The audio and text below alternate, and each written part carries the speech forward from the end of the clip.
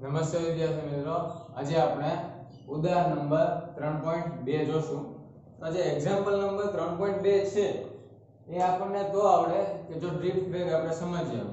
તો ડ્રિફ્ટ વેગ વિશે આપણને ખ્યાલ હોય તો આપણને આવડે કે ટોટલી એક્ઝામ્પલ કેવું છે, થિયોરેટિકલ છે અને ડ્રિફ્ટ વેગ વિશે સમજૂતી આપેલી છે કે ડ્રિફ્ટ વેગના ક્વેશ્ચન આપણને પૂછેલા છે. તો આપણે ઉદાહરણ નંબર 3.2 માં ક્વેશ્ચન એ જોઈએ. શું કીધું છે આપણને? ઉદાહરણ 3.1 માં ઇલેક્ટ્રોનની ડ્રિફ્ટ ઝડપ. આપણને આગળનું જે એક્ઝામ્પલ હતું 3.1 એમાં ઇલેક્ટ્રોનની એક ડ્રિફ્ટ ઝડપ મળી હતી. કેટલી હતી? 1.1 જેટલી હતી. તો આપણને જવાબ મળ્યો તેની વાત કરી છે. તો કેટલાક એમ્પિયરના ગાળામાં પ્રવાહ માટે કેટલી મિલીમીટર પર સેકન્ડ જેટલો પ્રવાહ અંદાજ કરેલ છે? ફરીવાર એ શું કીધું છે? ઉદાહરણ નંબર 3.1 માં રકમ વાંચું છું, ક્વેશ્ચન જે આપણે ટેક્સ્ટ બુકમાં આપ્યું છે. ઇલેક્ટ્રોનની ડ્રિફ્ટ ઝડપ કેટલાક એમ્પિયરના ગાળામાં પ્રવાહ માટે કેટલાક મિલીમીટર પર સેકન્ડ જેટલી હોવાનો અંદાજ કરેલ છે. તો આગલી વેલ્યુ છે મિલીમીટર પર સેકન્ડ અથવા ઇનવર્સ જે કહી શકો. તો આપણને ડ્રિફ્ટની વેગની જે ઝડપ છે કેવો મળે છે? ખૂબ જ નાનો મળે છે. મૂલ્ય કેવું છે? ખૂબ જ ઓછું છે. તો પરિપથને બંધ કરતા લગભગ તત્ક્ષણ જ પ્રવાહનું નિર્માણ કેવી રીતે થાય છે?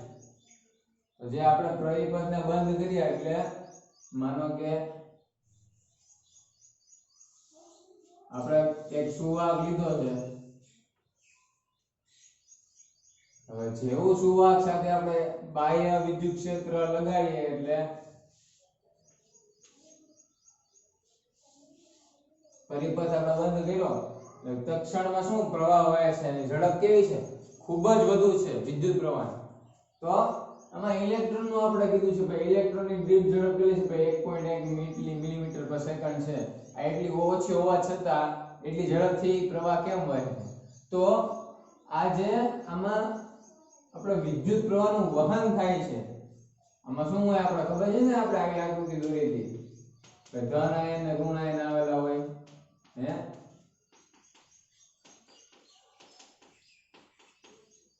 તો બાહ્ય વિદ્યુત ક્ષેત્ર લાગુ પાડીએ, આપણે વિદ્યુત ક્ષેત્ર લાગુ પાડીએ એટલે શું થાય?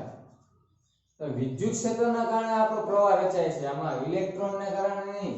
આ ઇલેક્ટ્રોનની ડ્રિફ્ટ ઝડપના કારણે પ્રવાહ નથી રચાતો. બાહ્ય વિદ્યુત ક્ષેત્ર આપણે જોડવાના કારણે તત્ક્ષણ પ્રવાહ આપણો રચાય છે સ્પીડમાં કે ખૂબ જ ઝડપથી આપણો પ્રવાહ રચાય છે. આમાં આપણને શું પૂછ્યું છે કે ભાઈ આ જે તત્ક્ષણ પરિપથ બંધ રચાય છે અને આપણને આપેલા ઇલેક્ટ્રોન ડ્રિફ્ટની ઝડપ ખૂબ ઓછી હોવા છતાં આ પરિપથ જે આપણે બંધ કરીએ એટલે માનો કે ઇલેક્ટ્રિક ફિલ્ડ આપણે લાગુ પાડીએ સુવાહક ઉપર તો એ ઝડપ કેમ વધારે છે? તો આપણે એક વસ્તુ સમજી લેવાની કે ડ્રિફ્ટ વેગની ઇલેક્ટ્રોનની ડ્રિફ્ટ વેગ પર વિદ્યુત પ્રવાહ આધાર રાખતો નથી. આ જે આપણો વિદ્યુત પ્રવાહ રચાય છે એ વિદ્યુત ક્ષેત્ર, બાહ્ય વિદ્યુત ક્ષેત્ર લાગુ પાડવાના કારણે શું થાય છે? અંદર એક પ્રકારનો વિદ્યુત પ્રવાહ થોડા સમય માટે રચાય છે. આપણને ખ્યાલ છે ડ્રિફ્ટ વેગની ઝડપ કેવી છે?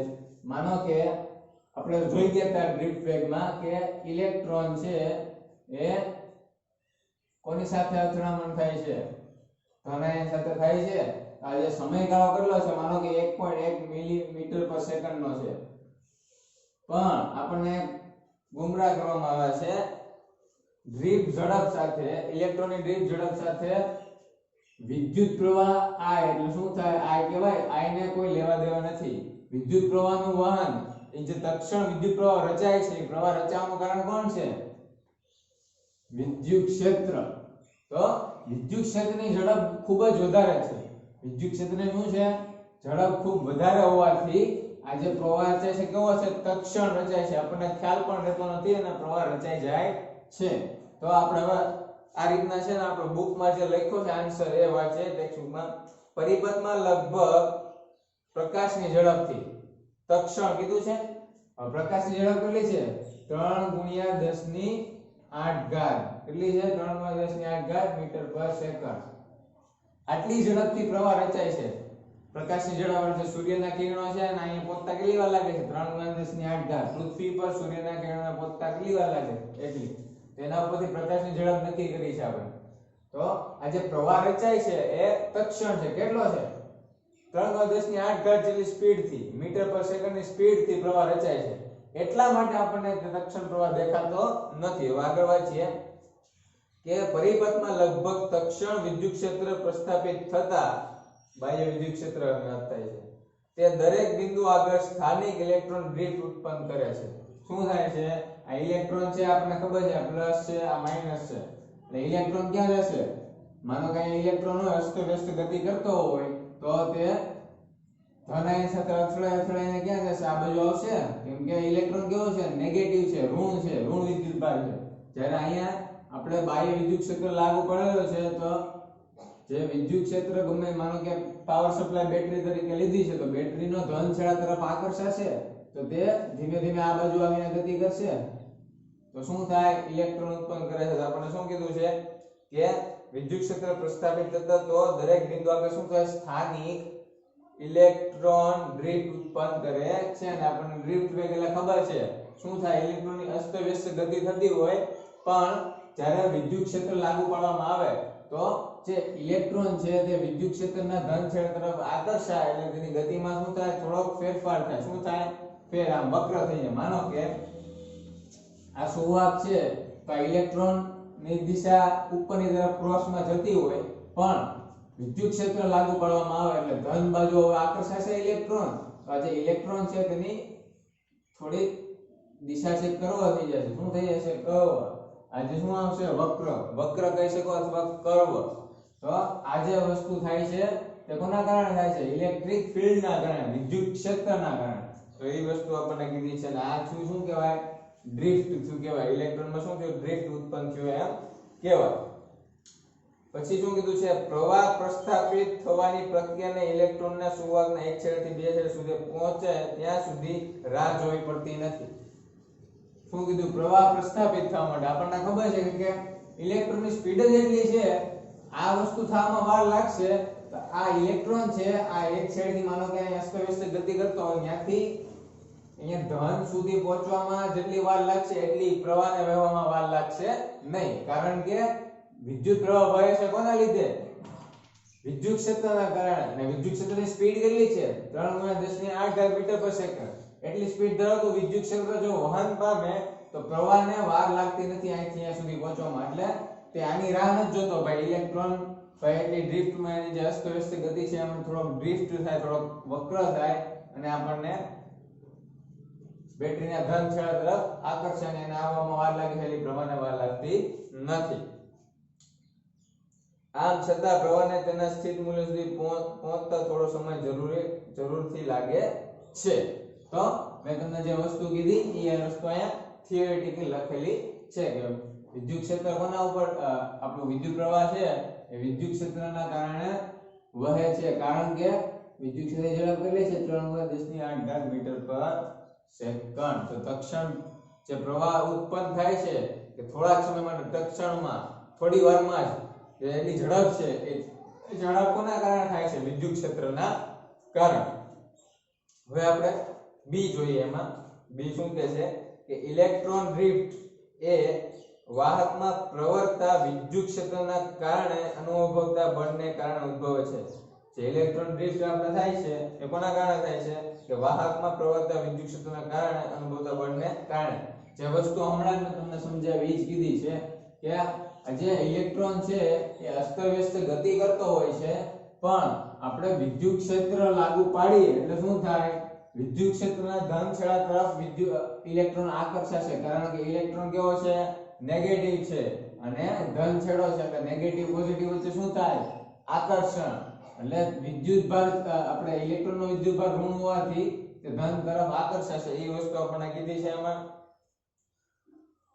પણ બળ તો પ્રવેગ ઉત્પન્ન કરે છે બળ શું ઉત્પન્ન કરે છે પ્રવેગ તો પછી શા માટે ઇલેક્ટ્રોન અચળ સરેરાશ ડ્રિફ્ટ ઝડપ પ્રાપ્ત કરે છે તો ડ્રિફ્ટ ઝડપ શું કામ પ્રાપ્ત કરે છે એ આપણે સમજાવવાનું છે તો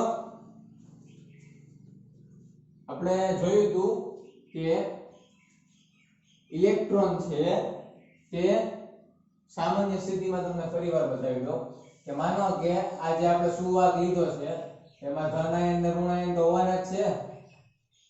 ધન આયન ને ઋણ આયન છે. શું છે? ધન આયન ને ઋણ આયન. એક સુવાહક લઈએ એમાં ધન અને ઋણ આયન છે. હવે ઇલેક્ટ્રોન શું કરે છે? એમાં અસ્તવ્યસ્ત ગતિ કરે છે. માનો કે કોઈક ઇલેક્ટ્રોન આ બાજુ હોય, કોઈક નીચે બાજુ હોય, કોઈક ઉપર બાજુ, કોઈક આમ, તો એની અસ્તવ્યસ્ત ગતિ છે. પછી શું કરીએ?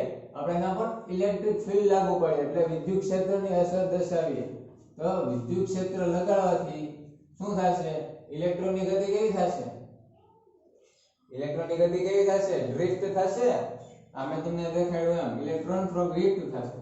પણ આપણને ખ્યાલ છે કે ઇલેક્ટ્રોન છે એ કોના વડે અથડાય છે? આવી રીતના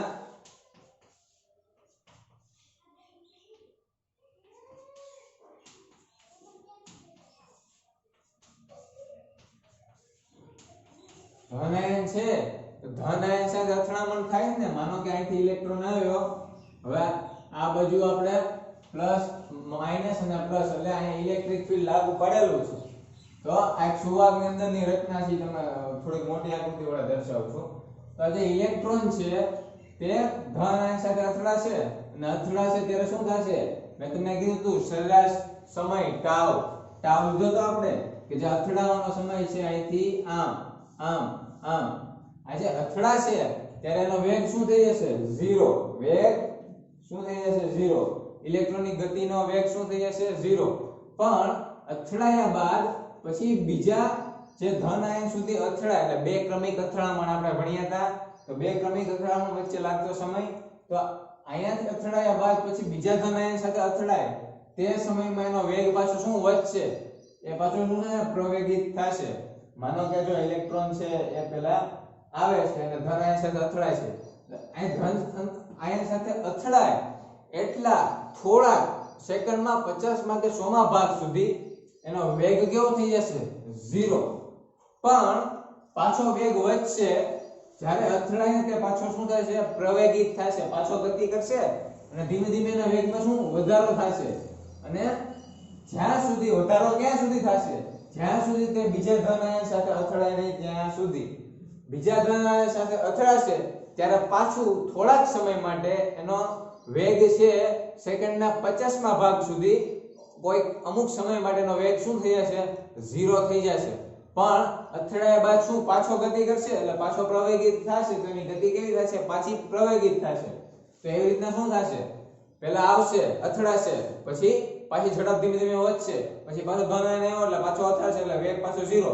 પાછો અથડાયા બાદ પાછો ધીમે ધીમે વેગ એનો વધશે, પછી પાછો કોક ધન આયન આવશે, ધન આયન સાથે પાછો અથડાશે તો વેગ 0.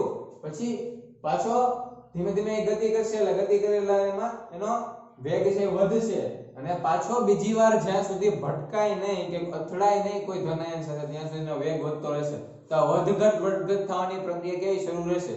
એક ટાઈમે વેગ ખૂબ જ વધારે થઈ જશે પણ ધન આયન સાથે અથડાશે એટલે વેગ પાછો 0 થઈ જશે. અથડાયા બાદ પાછો વેગમાં આવશે એટલે પાછો ગતિ કરશે એટલે ઝડપ એની પાછી વધશે પણ પાછો અહીં અથડાશે એના કારણે વેગ કેવો થશે? 0 થઈ જશે. આ વસ્તુ શરૂ રહેશે. એટલે આને માટે આપણે એક ડીપ બ્રેકમાં વસ્તુ લીધી બે ક્રમિક અથડામણ. બે ક્રમિક અથડામણ વચ્ચેનો સરેરાશ સમય. એટલે શું હતું? કેમ કે માનો કે આ ધન આયન સાથે અથડાય છે તો ઇલેક્ટ્રોનને આ ધન આયન સાથે અથડાવા માટે કોઈ ચોક્કસ સમય લાગે છે. માનો કે 2 સેકન્ડ. તો સમય કેટલો થયો આપણો? 2t. પછી આ ધન આયનથી અથડાઈને બીજા ધન આયન સુધી અથડાય તે વચ્ચે જે સમય લાગે છે માનો કે 5 સેકન્ડનો છે, 5t. તો આ જે સમય હશે એ અલગ અલગ અથડામણ સાથે અલગ અલગ ધન આયન અથડામણ થશે તો બે ધન આયન અથડામણ વચ્ચેનો સમય અલગ અલગ હશે. જો પહેલી વાર અથડાયો ઇલેક્ટ્રોન તો 2 સેકન્ડની વાર લાગી. પછી અથડામણ પછી પાછો વેગ પકડે છે તો બીજા ધન આયન સાથે અથડાય છે તો બે ધન આયન સાથે અથડાવાનો વચ્ચેનો જે સમય લાગે છે માનો કે 5 સેકન્ડ લાગે. પછી પાછો 0 વેગ થઈને પાછો ધન આયન સાથે અથડાય છે તો માનો કે ત્યાં 3 સેકન્ડ લાગે છે. તો આ જે સમય જોવો છો કેવો છે? અલગ અલગ છે. તો અલગ અલગ સમય છે તો આપણે વ્યવસ્થિત સમય લેવા માટે આપણે શું લીધો? સરેરાશ સમય લીધો અને સરેરાશ સમયને આપણે શું કીધો ટાઉ વડે દર્શાવ્યું તો સરેરાશ સમય હોય તો સરેરાશ સમયે તે સરેરાશ ઝડપ થાય નહીં કે કોઈ અમુક સરેરાશ સમય ટાઉ હોય તે સરેરાશ ઝડપ વેગે ગતિ કરે છે v સમય એટલે આપણે vt લીધું હતું કોઈ t સમયનો વેગ કેટલો હશે v જેટલો હશે એવી રીતના આપણે વાત કરી એટલે આપણે અહીંયા સરેરાશ ઝડપ આપણે કોની હોય છે ડ્રિફ્ટ વેગની હોય છે એટલે આપણે જે કીધું ને કે ભાઈ ઇલેક્ટ્રોન ડ્રિફ્ટ એ વાહકમાં પ્રવર્તતા વિદ્યુત ક્ષેત્રના કારણે ઉદ્ભવતા બળને કારણે ઉદ્ભવે છે પણ બળ તો પ્રવેગ ઉત્પન્ન કરે છે તો પછી શા માટે ઇલેક્ટ્રોન અચળ સરેરાશ ડ્રિફ્ટ ઝડપ પ્રાપ્ત કરે છે તો તે આના કારણે કે સરેરાશ સમય ટાઉ તે ગતિ કરે છે તો તે સરેરાશ ઝડપ કેટલી આપણને મળશે vt તો આ વસ્તુ આખી થઈ તો આપણે હવે એનો આન્સર વાંચીએ જે ટેક્સ્ટ બુકમાં કીધો છે દરેક મુક્ત ઇલેક્ટ્રોન ચોક્કસપણે શું છે પ્રવેગિત થાય છે મુક્ત ઇલેક્ટ્રોન પ્રવેગિત થવાનો છે તેની ડ્રિફ્ટ ઝડપ ત્યાં સુધી વધે છે જ્યાં સુધી તે ધાતુના ધન આયન સાથે અથડામણ ના અનુભવે મેં તમને કીધું એમ અહીંથી ઇલેક્ટ્રોન ફૂલ સ્પીડમાં આવતો હશે પણ આ જે ધન આયન સાથે અથડામણ અનુભવશે ત્યાં વેગ શું થઈ જશે 0 થઈ જશે પછી પરંતુ ત્યારબાદ પ્રવેગિત થઈને તેની ઝડપ બીજી અથડામણ ના થાય સુધી વધે છે મેં તમને કીધું એ જ વસ્તુ કીધી છે કે અહીંયા ભટકાણો પછી પાછો તે ઝડપમાં આવશે તેની ઝડપ ધીમે ધીમે વધશે જ્યાં સુધી તે બીજા ધન આયન સાથે અથડાય અહીંયા બીજા ધન આયન સાથે અથડાશે એટલે અહીંયા પાછો વેગ એનો કેવો થઈ જશે 0 પછી ત્યાંથી અથડામણ અનુભવ્યા બાદ આગળ વધશે પાછો વેગ વધશે પછી બીજા ધન આયન સાથે અથડાશે પછી ત્યારે વેગ કેવો થશે 0 તો એ જ વસ્તુ આપણને કીધેલી છે ટેક્સ્ટ બુકમાં અને આમ વારંવાર ચાલ્યા કરશે તેથી સરેરાશ રીતે ઇલેક્ટ્રોન ડ્રિફ્ટ ઝડપ પ્રાપ્ત કરે છે શું કરે છે ડ્રિફ્ટ સરેરાશ સમય ટાઉ સરેરાશ ડ્રિફ્ટ ઝડપ પ્રાપ્ત કરે છે v તો એ વસ્તુ કીધેલી છે ત્યારબાદ જોઈએ c શું કહે છે આપણને જો ઇલેક્ટ્રોનની ડ્રિફ્ટ ઝડપ ઘણી નાની ઇલેક્ટ્રોનની ડ્રિફ્ટ ઝડપ કેવી હશે vd કેવો હોય માનો કે vd નાની સ્મોલ હોય તો એ ઝડપ કેવી હોય છે નાની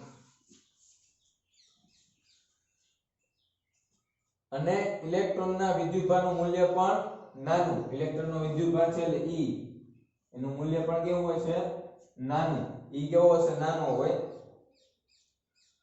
હોવા છતાં શા માટે આપણને સુવાહકમાં ખૂબ મોટા પ્રમાણમાં વિદ્યુત પ્રવાહ મળે છે જો vd આપણો નાનો હોય ઇલેક્ટ્રોન આપણો નાનો હોય તો આપણને જે વિદ્યુત પ્રવાહનું મૂલ્ય મળે છે એ મોટું શા માટે મળે છે એ આપણને પૂછેલું છે તો આપણે વિદ્યુત પ્રવાહનું સૂત્ર પહેલા જોઈએ કે વિદ્યુત પ્રવાહ જે છે એ આના પ્રમાણે કઈ રીતના હતું તો I n e a vd આવું સૂત્ર હતું જે આપણને ડ્રિફ્ટ વેગ છે એ થિયરીમાં આવી રીતના આપણને સૂત્ર મળેલું હતું તો અહીંયા n શું છે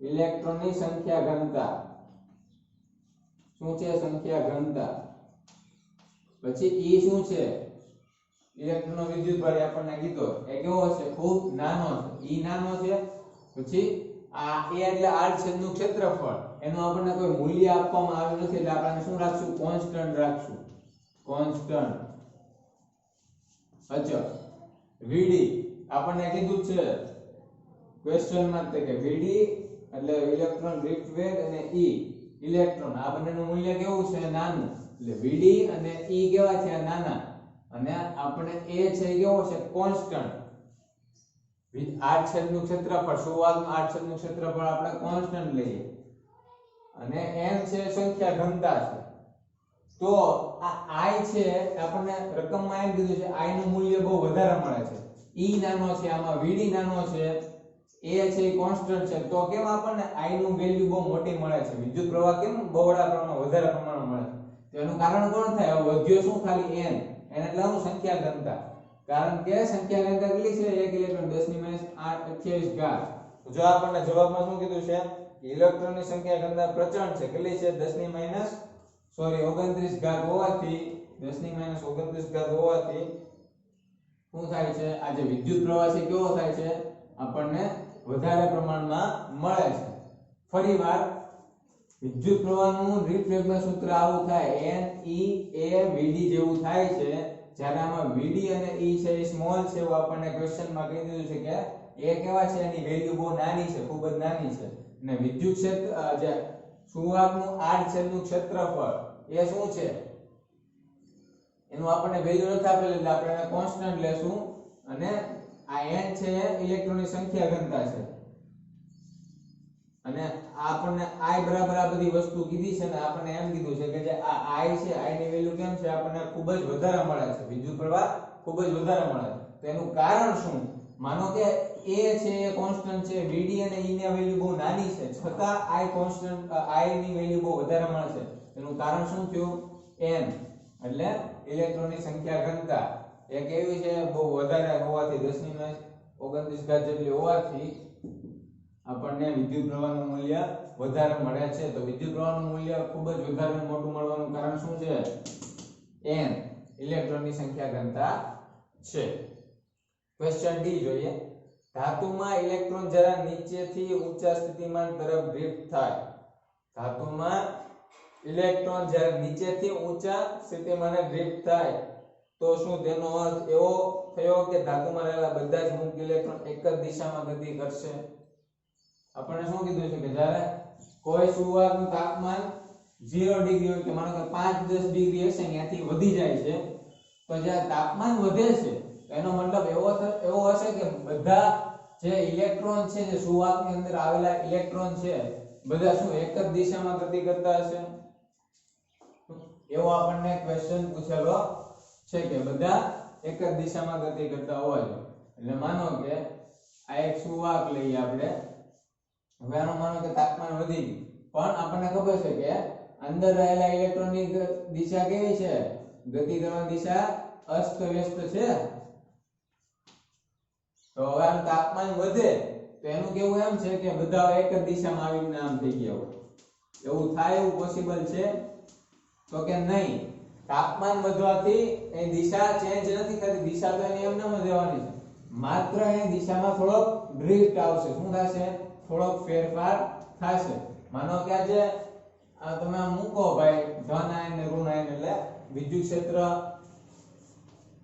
બાહ્ય વિદ્યુત ક્ષેત્રને આપો એટલે તાપમાન એનું વધશે તો અહીં જે ઇલેક્ટ્રોનની જે ગતિ જે દિશામાં જે ગતિ કરતો એ થોડી ડ્રિફ્ટ થશે શું થશે ડ્રિફ્ટ થશે બાકી કાંઈ ફેરફાર કરવાનો નથી દિશા બધાની અલગ અલગ થશે અસ્તવ્યસ્ત થશે એક દિશામાં નહીં થાય માનો કે આ ઇલેક્ટ્રોન છે એની દિશા ઉપરની તરફ જાય છે તો આ ધન આયન તરફ આકર્ષે ને તો થોડી વળી જશે વક્ર થશે અને તરફ જશે પહેલા કેવું સીધું જતું એની બદલે હવે અહીંયા જશે હા એવી રીતે જો આ છે નીચે જાય છે તો એ નીચે કેવું સીધું અહીંયા આવતું હતું એની બદલે થોડું આ બાજુ ઉતરશે દિશામાં થોડો ફેરફાર થાય કેમ કે આકર્ષાય છે કોના રીતે ધન આયન તરફ આ જો સીધું છે આ સીધું એટલે અહીંયા સુધી પહોંચવાનું હતું આ ઇલેક્ટ્રોન સીધો જાય છે કોની તરફ ધન આયન તરફ તો અહીંયા સુધી પહોંચવાનું એની બદલે અહીંયા સુધી પહોંચી જશે આકર્ષણના કારણે હવે આ જે છે એની દિશા કઈ તરફ છે આ બાજુ નીચે છે તો કઈ આમ આવે પણ એની બદલે હવે તાપમાન વધારે થોડું ડ્રિફ્ટ થઈને આ બાજુ આવી જશે એટલે ખાલી એની દિશામાં વક્ર થાય છે થોડોક વળાંક લે છે બાકી જે દિશામાં ગતિ કરતો એ દિશામાં જ જશે પણ આજે માનો કે આમ સીધો જતો હશે તો થોડો વળી જશે એટલે આ બાજુ જશે ઓલો શું તાપમાન આ બાજુ સીધું પણ થોડોક વક્ર થઈ જશે આ બાજુ વહી જશે એટલે અહીંથી સીધી ગતિ કરવા બદલે ઇલેક્ટ્રોન આ દિશામાં ગતિ કરશે બધા ઇલેક્ટ્રોન દિશા તો જો અસ્તવ્યસ્ત જ રહેલી હશે પણ જે અસ્તવ્યસ્ત દિશા હશે તેમાં થોડોક ફેરફાર થશે અને આપણે ડ્રિફ્ટ વેગ કહીએ થોડોક વેગમાં શું ફેરફાર આવશે વળાંક આવશે વક્ર થશે શું થશે કર્વ એટલે આ સેન્ટેન્સ આપણે ખોટું કહી શકીએ ભાઈ બધાની દિશા એક સરખી દિશામાં નહીં ગોઠવાય અસ્તવ્યસ્ત દિશામાં જશે પણ વક્ર પામશે પછી ક્વેશ્ચન નંબર જોઈએ શું બે ક્રમિક ધાતુના ધન આયનો સાથેની અથડામણ વચ્ચે ઇલેક્ટ્રોન પર વિદ્યુત ક્ષેત્રની ગેરહાજરીમાં વિદ્યુત ક્ષેત્રની હાજરીમાં શું થાય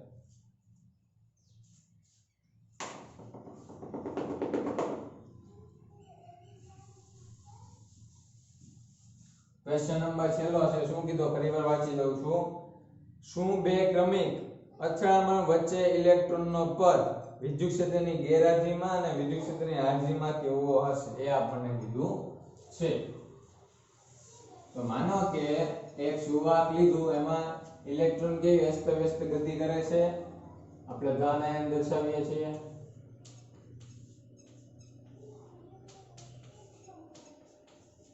શું થશે? ઇલેક્ટ્રોન માનો કે વિદ્યુત ક્ષેત્રની ગેરહાજરી છે, એટલે ઇલેક્ટ્રિક ફીલ્ડ લાગુ પાડ્યું નથી, તો અથડાશે, અહીંયા જશે, પછી અહીંયા જશે, પછી અહીંયા જશે, અહીંયા.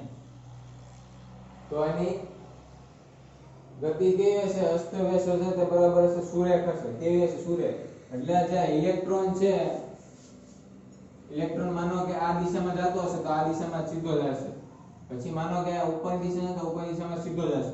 પણ હવે ઇલેક્ટ્રિક ફીલ્ડ લાગુ પાડીએ. શું કહેવાય? ઇલેક્ટ્રિક ફીલ્ડ લાગુ પડે એટલે ઇલેક્ટ્રોન છે તે ધન આયન તરફ આકર્ષાશે. ઇલેક્ટ્રોન ધન આયન તરફ શું થશે? આકર્ષાશે. એટલે જેની ગતિ છે દિશા થોડી વળી જશે. એટલે જો માનો કે આ ઇલેક્ટ્રોન છે ધન આયન સાથે અથડાશે, તો તે હવે ડાયરેક્ટ ઓલા ધન આયન સાથે અથડાશે, કેમ કે અહીંયા આકર્ષણ પામશે. એટલે જે ઇલેક્ટ્રોનની દિશા હોય, મેં તમને હમણાં આગળના ક્વેશ્ચનમાં કીધી જ વસ્તુ છે, આ બાજુ હશે તો થોડી આ બાજુ થઈ જશે. માનો કે આ ઇલેક્ટ્રોન આ બાજુ જાય છે, થોડી આ બાજુ. તમે જોવો છો વક્ર પામે છે. પહેલા ક્વેશ્ચન એ થી તમને છેક સુધી કહેતો આવ્યો છું કે ડ્રિફ્ટ પામવાનું કારણ આને ડ્રિફ્ટ વેગ કહેવાય. તો જે વક્ર પામશે, તો જ્યારે ઇલેક્ટ્રોન ઇલેક્ટ્રિક ફીલ્ડ હશે, શું થશે? ઇલેક્ટ્રિક ફીલ્ડ હશે ત્યારે ઇલેક્ટ્રોન છે થોડો વક્ર પામશે, એટલે એની જે ગતિ કરતો હોય એનાથી થોડો ડાયવર્ટ થઈ જશે. જ્યારે ઇલેક્ટ્રિક ફીલ્ડ નહીં હોય, ઇલેક્ટ્રિક ફીલ્ડની ગેરહાજરી હશે, ત્યારે ઇલેક્ટ્રોન કેવી સુરેખ ગતિ કરતો હશે, જે દિશામાં જતો હશે એ જ દિશામાં જતો હશે. આમ પણ ઇલેક્ટ્રોનમાં જ્યારે આખા સુવાહકની ફરતે વિદ્યુત ક્ષેત્ર લાગુ પાડવામાં આવે તો એની જે ગતિ હોય છે એમાં થોડો વળાંક આવશે. ઇલેક્ટ્રોન જો સીધો જતો હશે થોડો ત્રાંસો થઈ જશે, પછી ગમે તે દિશામાં જતો હોય, એની દિશા ગમે તે હોય, પણ એની જે ગતિ હશે, જે દિશામાં જતો એમાં થોડો ફેરફાર આવશે. થોડોક તે શું થઈ જશે? વક્ર થઈ જશે. માનો કે આમ જતો હોય, ત્યાંથી થોડો આમ, એવી વસ્તુ થઈ. એટલે તેની વિદ્યુત ક્ષેત્રની ગેરહાજરીમાં ઇલેક્ટ્રોન સુરેખ ગતિ કરે છે, સુરેખ પાથ હોય છે, અને વિદ્યુત ક્ષેત્રની હાજરીમાં ઇલેક્ટ્રોનનો પાથ કેવો હોય છે? વક્ર પાથ હોય છે, એમ આપણે કહી શકીએ છીએ. તો જવાબ આ છે કે વિદ્યુત ક્ષેત્રની ગેરહાજરીમાં ગતિ પથો સુરેખ હશે, અને વિદ્યુત ક્ષેત્રની હાજરીમાં સામાન્ય રીતે પાથ કેવો થઈ જશે? વક્ર થઈ જશે. તો આ એ વસ્તુ છે. તો ડ્રિફ્ટ વેગ વ્યવસ્થિત સમજ્યા હોય તો આ વસ્તુ આપણને વ્યવસ્થિત રીતે સમજાય. તો અન્ય લેક્ચરમાં આપણે એટલું રાખશું. Thank you.